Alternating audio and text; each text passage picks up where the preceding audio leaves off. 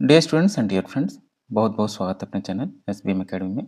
साथियों, आज अपने 40 का दम सीरीज के अंतर्गत नेक्स्ट पार्ट हम लोग लेकर हाजिर हैं और ये आपका जो वीडियो है TGT, PGT या GIC या GDC का एग्जाम दे रहे हैं उसके लिए बेहद महत्वपूर्ण है।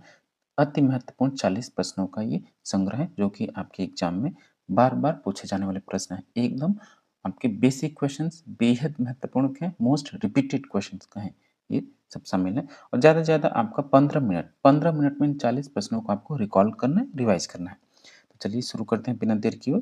और साथियों, आपसे गुजारिश है, रिक्वेस्ट है, चैनल को आप जरूर सब्सक्राइब करें। साथ ही वीडियो को लाइक कीजिए, शेयर कीजिए, कमेंट बॉक्स में ज़रूर कमेंट करें।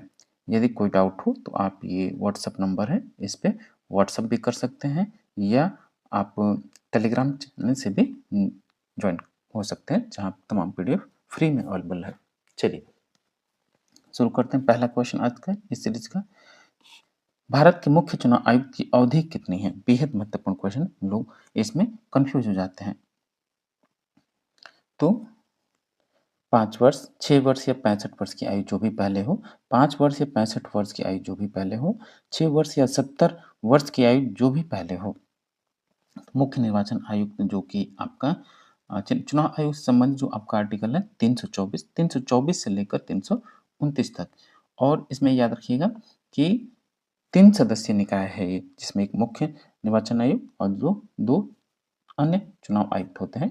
इसका जो मुख्य चुनाव आयुक्त की जो अवधि यानी कार्यकाल है उसका टेन्योर है 6 वर्ष या 65 वर्ष की आयु जो भी पहले हो। ऑप्शन बी सही होगा इसमें। मुस्लिम लीग ने अलग राज्य पाकिस्तान के लिए सर्वप्रथम आवाज उठाई।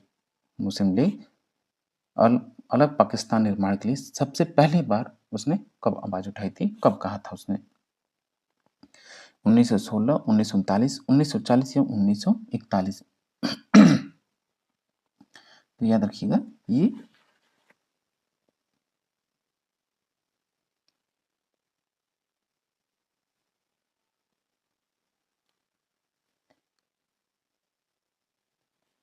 तो ये आपका 1940 होगा।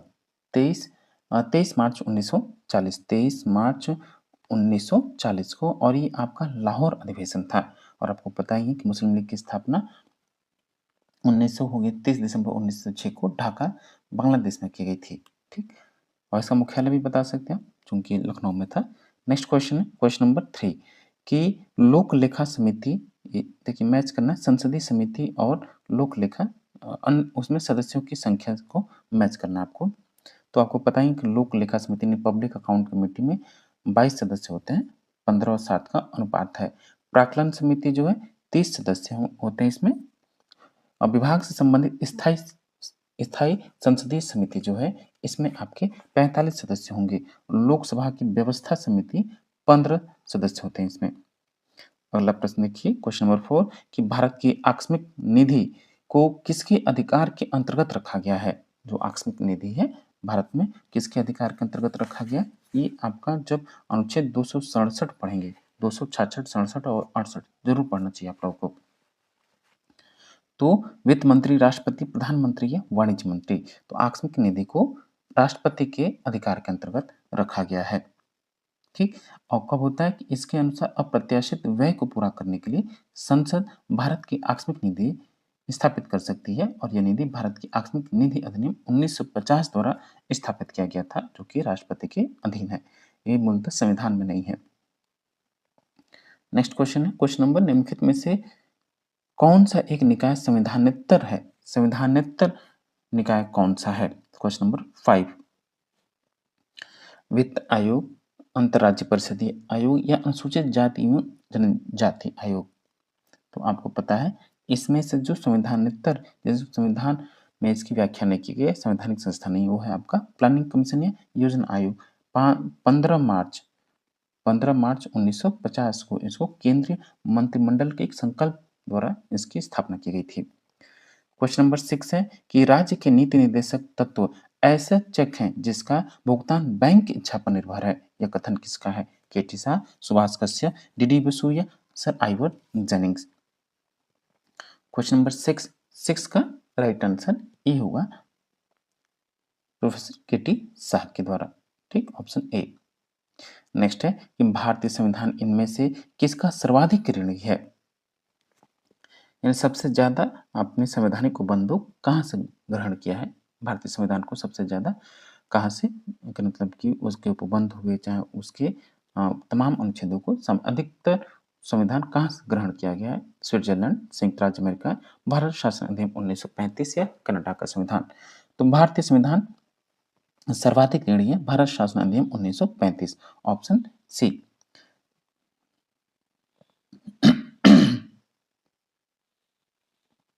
क्वेश्चन नंबर 8 की कैबिनेट मिशन प्लान के सदस्य थे, यानी कैबिनेट मिशन योजना के सदस्य कौन कौन से थे?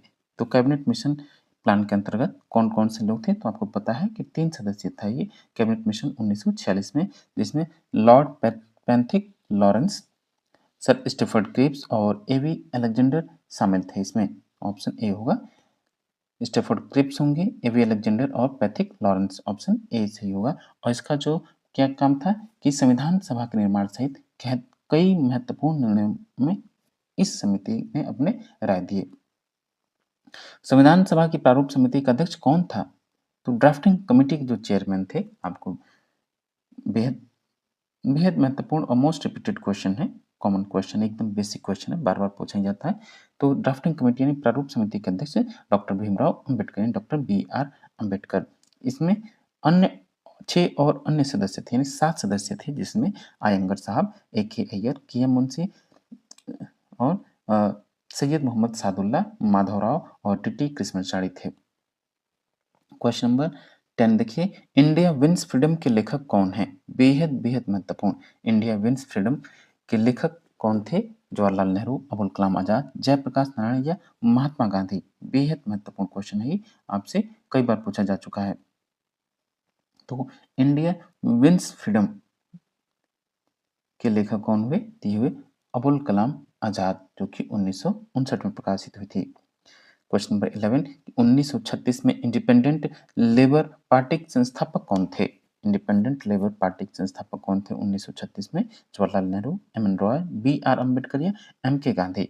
तो इंडिपेंडेंट लेबर पार्टी स्वतंत्र मजदूर जो दल था उसके संस्थापक हुए कौन? B R Ambedkar. Question number 12, cabinet mission योजना के अंतर्गत संवैधानिक सभा के चुनाव आयोजित किए गए।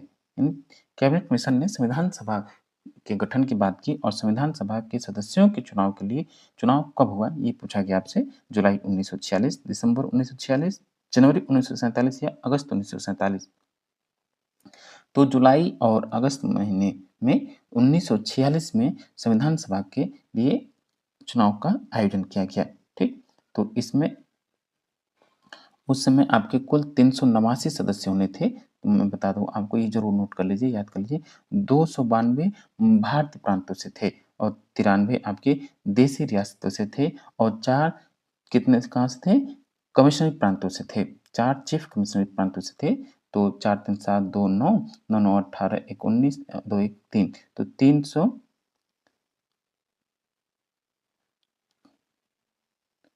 389 सदस्य हुए। ठीक, तो संविधान सभा में जब पहली बार हुआ तो 389। नेक्स्ट क्वेश्चन है कि हंटर कमेटी रिपोर्ट संबंधित था। तो हंटर कमेटी रिपोर्ट किससे संबंधित था? तो हंटर कमेटी जो सदस्य था, आपको पता ही है कि ये जलियांवाला बाग के दुख से या ट्रेजेडी से संबंधित था। Jallianwala Bagh, Hunter committee report Jallianwala Bagh हत्याकांड से संबंधित था। हंटर कमेटी ने 1919 में जो घटना घटी थी आपके जलियांवाला बाग, उसकी जांच के लिए अक्टूबर 1919 में लॉर्ड हंटर की अध्यक्षता में एक आयोग का गठन किया गया और इस आयोग में 8 सदस्य थे, जिसमें से 5 अंग्रेज और 3 भारतीय थे।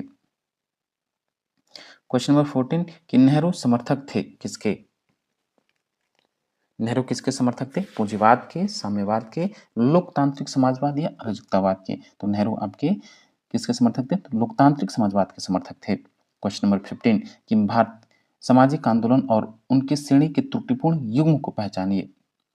तो तेभागा आंदोलन आपको पता ही है, किसान आंदोलन से संबंधित है। सतनामी आंदोलन आपके जनजातीय प्रवण नहीं है, बल्कि सामाजिक आर्थिक सामाजिक आर्थिक विषमता से संबंधित था, तो बी इसमें गलत हो जाएगा। चिपको आंदोलन, परमणि आंदोलन, निर्भया आंदोलन, नारीवादी आंदोलन है, तो इसमें सही आंसर बी होगा, जो कि डिसमैच है।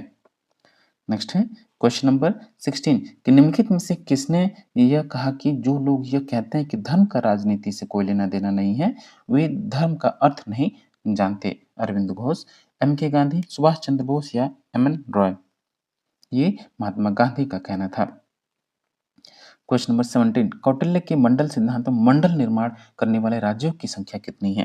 तो कौटिल्य के मंडल में कुल कितने राज्य हैं? तो कुल 12 राज्य इसमें शामिल हैं। ठीक, इसमें विजिगीषु का नाम सुना होगा आपने, शत्रु, मध्यमा और उदासीन। इसमें 4 मंडल या 4 समूहों का निर्माण होता है। ठीक, इस प्रकार एक बेहद राज्य में कौटिल्य के अनुसार 12 राज्य शामिल होते हैं। नेक्स्ट क्वेश्चन है क्वेश्चन नंबर 18 कि मार्क्सवाद को युग का भ्रम किसने कहा है? बेहद महत्वपूर्ण मोस्ट रिपीटेड क्वेश्चन है ये। एक्टन, एरन, कार्ल पॉपर या लास्की? तो मार्क्सवाद को युग का भ्रम किसने कहा? तो लॉर्ड एक्टन ने कहा है, ऑप्शन ए। ठीक, मार्क्स की एक तो सबसे पहले आपको उसकी कम से कम 3-4 रचनाएं याद होनी चाहिए मार्क्स की। निम्नलिखित कथन किसका है कि अब तक के ज्ञात समाज का इतिहास केवल वर्ग संघर्ष का इतिहास है? Question number 19। और ये भी क्वेश्चन बेहद फेमस है कि प्लेटो, लॉक या लेनिन या कार्ल मार्क्स? तो अब तक के ज्ञात समाज का इतिहास केवल वर्ग संघर्ष का इतिहास है, ये फेमस कोट कार्ल मार्क्स का है।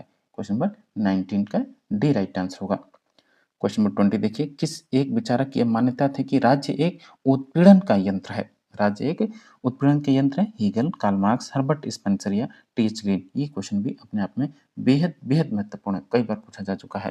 तो ये कार्ल मार्क्स का कोट है। 21 देखिए कि दास कैपिटल इनमें से किस विचारक का ग्रंथ है? दास कैपिटल किसने लिखा है? तो दास कैपिटल जो कि 1867 में प्रकाशित हुई, ये कार्ल मार्क्स की रचना है। ठीक, इसे मार्क्सवादियों का बाइबल कहा जाता है, जिसमें पूंजीपतियों द्वारा शोषणकारी नीतियों की आलोचना की गई इसमें कार्ल मार्क्स के द्वारा। क्वेश्चन नंबर नेक्स्ट है 22 अ ट्रीटीज ऑन लिबर्टी के लेखक कौन है?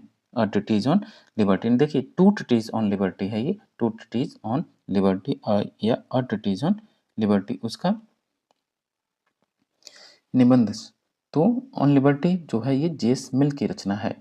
अ ट्रीटीज ऑन लिबर्टी, जिसको आप ऑन लिबर्टी के नाम से ही फेमस है, ये 1859 में प्रकाशित हुई, ये जॉन स्टुअर्ट मिल, जेस मिल की रचना है। शक्ति का स्थानांतरण हो सकता है न कि इच्छा का, जो कि संभव होती है, किसने कहा? हॉब्स, बोधा, रूसो या जॉन ऑस्टिन? तो ये है कि शक्ति का स्थानांतरण हो सकता है न कि इच्छा का, जो कि संभव हो, ये रूसो का कोट है। जीन जैक रूसो का कोट है 23। और उसका कौन सी एक फेमस पुस्तक है? सोशल कॉन्ट्रैक्ट, जिसमें इसकी बात करता है वो।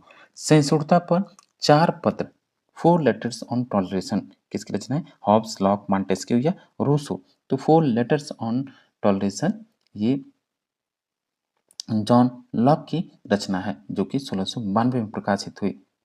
ठीक, जॉन लॉक। नेक्स्ट है, ये आपको मैच करना क्वेश्चन नंबर 25 कि ये विचार और विचारक, समान इच्छा का जो विचार दिया गया रूसो के द्वारा, असीम संप्रभुता की बात कौन करता है? इसमें हॉब्स करता है। सीमित सरकार जॉन लॉक, और नव राजनीति विज्ञान का जनक जो हुआ मैकियावली। नेक्स्ट क्वेश्चन है, सत्ता के श्रम सिद्धांत का प्रथम प्रस्तुतकर्ता कौन था? पेंथम, मार्क्स, रूसो या जॉन लॉक? तो सत्ता के श्रम सिद्धांत का सर्वप्रथम जो प्रस्तुतकर्ता हुआ जॉन लॉक हुआ, क्योंकि वो कहता है कि जो स्तर का निर्माण करता है कि संपत्ति व्यक्ति अपने शरीर और शारीरिक और मानसिक श्रम से उत्पन्न करता है, अतः उस पर उसका अपना अधिकार होना चाहिए। ठीक, क्वेश्चन नंबर 27 ये किसने कहा? लेवियाथन आंग्ल भाषा में लिखी गई राजनीतिक दर्शन की महानतम और संभवतः एकमात्र अति उत्तम रचना है, या हॉब्स के लेवियाथन राजनीतिक दर्शन की श्रेष्ठ कृति है? किसकी रचना है? किसका कोट है? डनिंग या सेबाइनी या बार्कर? तो 27 का right answer option number A, Michael Oxford का कोट है कि वो। और देखिए बेहद बेहद महत्वपूर्ण कोट है माइकल ऑक्सफोर्ड, जरूर आप याद रखिए। क्वेश्चन नंबर 28 हॉब्स ने जिस सिद्धांत का खंडन किया वह है, नहीं, हॉब्स ने किस सिद्धांत का खंडन किया? तर्क, दैवी अधिकार, गति या निरंकुशता?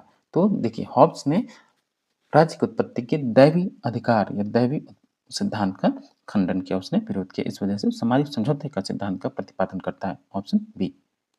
नेक्स्ट क्वेश्चन है क्वेश्चन नंबर 29।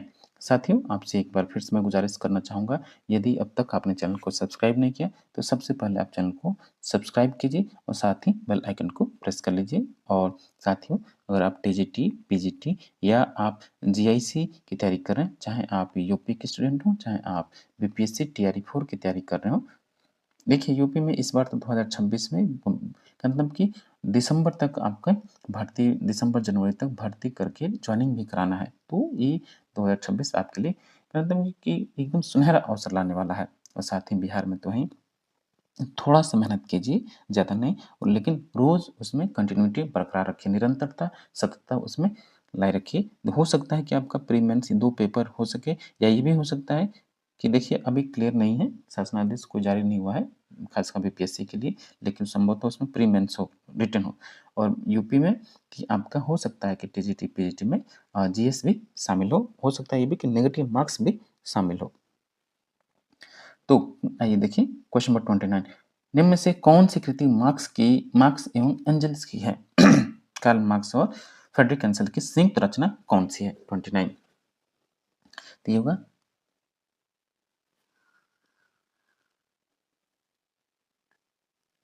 German ideology. ठीक, जर्मन आइडियोलॉजी, ये एंजल्स और मार्क्स दोनों की है। इसके साथ साथ आपका कम्युनिस्ट मैनिफेस्टो भी है और द होली फैमिली भी है। रिवॉल्यूशन एंड काउंटर रिवॉल्यूशन, ठीक, और civil war in United States, ठीक, तो ये संयुक्त रचना है कार्ल मार्क्स और फ्रेडरिक एंजल्स की। क्वेश्चन नंबर 30 कि स्वतंत्र भारत का ऐसा पहला राज्य कौन था जिसमें जोड़ तोड़ और दल बदल के बाद उसकी सरकार बनी? राजस्थान, पेप्सू, आंध्र प्रदेश या मद्रास? तो क्वेश्चन नंबर 30 हुआ पेप्सू। पेप्सू के अंतर्गत ये पहली बार गठबंधन की सरकार बनी, जोड़ तोड़ की सरकार बनी। क्वेश्चन नंबर 31 देखिए कि किस राजनीतिक दार्शनिक ने कहा कि मानव स्वतंत्र पैदा हुआ था और वह हर जगह जंजीरों में है, जो स्वयं को दूसरों का मालिक समझते हैं वे उनसे भी ज्यादा दास हैं? प्लेटो, बोधा, जीन जैक रूसो या जॉन लॉक? किसका कोट है? और बेहद महत्वपूर्ण कोट है ये जीन जैक रूसो का कोट है। मताधिकार का यह सिद्धांत अधिकांश देशों द्वारा अपनाया गया है, कौन सा? यानी मताधिकार का कौन सा सिद्धांत या तरीका अधिकतर देशों में है, मोस्टली स्टेट्स में है? कौन सा सिद्धांत मताधिकार का? ये होगा आपका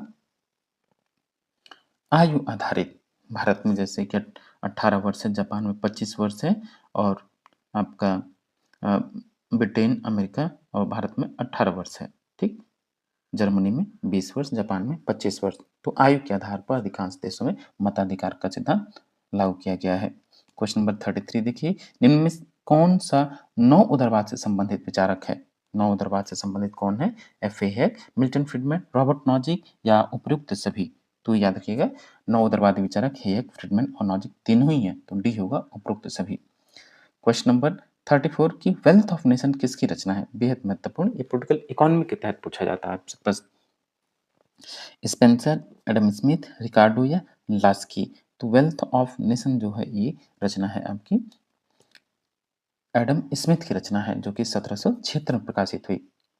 क्वेश्चन नंबर 35 द्वंद्वात्मक भौतिकवाद का सिद्धांत निम्न में से किसका है? वैज्ञानिक समाजवाद, उदारवाद, फांसीवाद या व्यक्तिवाद? तो द्वंद्वात्मक भौतिकवाद जो है आपका सिद्धांत वैज्ञानिक समाजवाद का है, जो कि मार्क्स के द्वारा प्रतिपादित किया गया। निम्नलिखित में से कौन सी पूंजीवाद की एक विशेषता नहीं है? पूंजीवाद की एक विशेषता नहीं है, कौन सी? एक व्यक्ति की तानाशाही में विश्वास, अंतर्राष्ट्रीयता का विरोध, लोकतांत्रिक संस्थान में विश्वास या व्यक्तिवाद में विश्वास? तो फांसीवाद की विशेषता नहीं है। तो देखिए, फांसीवाद की ए बी सी तीनों विशेषता है, लेकिन डी नहीं है, वो व्यक्तिवाद में विश्वास करता ही नहीं फांसीवाद। ऑप्शन डी सही होगा। 37 की अल्पसंख्यकों के प्रतिनिधित्व को सुनिश्चित करने की एक विधि कौन सी है? माइनॉरिटीज के लिए रिप्रेजेंटेशन का एक तरीका कौन सा है?